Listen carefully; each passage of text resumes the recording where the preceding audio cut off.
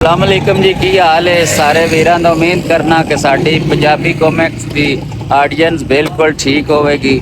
2 दिन की मुसाफत तो बाद पहला स्टे असां कीता मरी ते हुण असी सुबह 10 बजे तो नाश्ता करके चले ते इस टाइम असी मौजूद हाँ मुजफ्फराबाद है। साडे पीछे मुजफ्फराबाद का तुहानूं ब्रिज नज़र आ रहा है।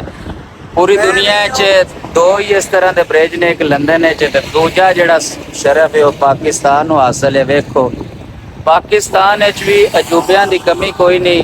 इस टाइम मौसम बड़ा रोमांटिक होया पिया है, बड़ी ठंडी ठंडी हवा चल रही है, नाल बारिश हो रही है।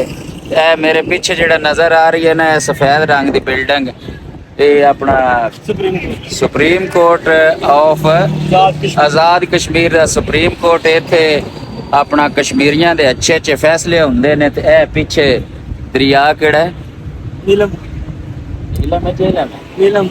अच्छा जी, पीछे साढ़े दरिया नीलम में तो मुजफ्फराबाद का खूबसूरत नज़ारा। ओए ओए हैदर शाह, मैं कहता हूँ एक बारी ना बाहर जान तो पहले पहले मेरा दिल सी कि तेन एक बारी ना मैं पूरी दुनिया का विजिट करावा। पाकिस्तान जड़ा है ना वो भी खूबसूरती है, किसी को काट नहीं। ओए ब्रिज चलती पई है, रस्से ढीले तो नहीं हो गए?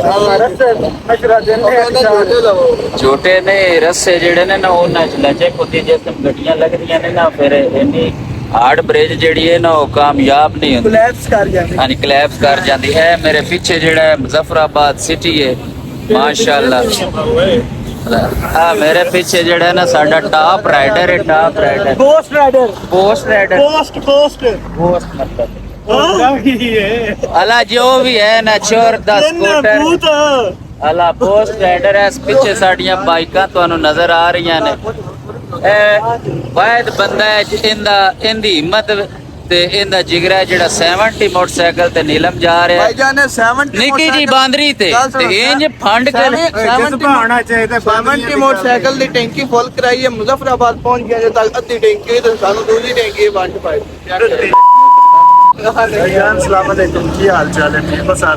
ओ भाई माफ करे जो मैं रात ही आवे।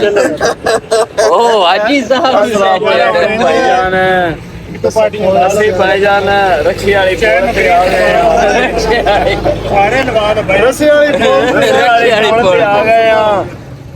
अच्छा भाईजान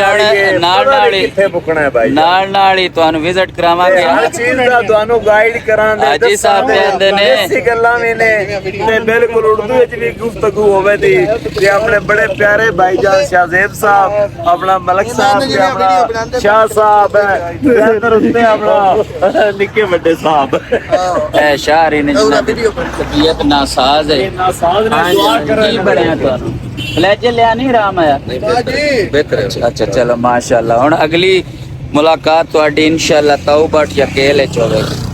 बाय टाटा लव यू।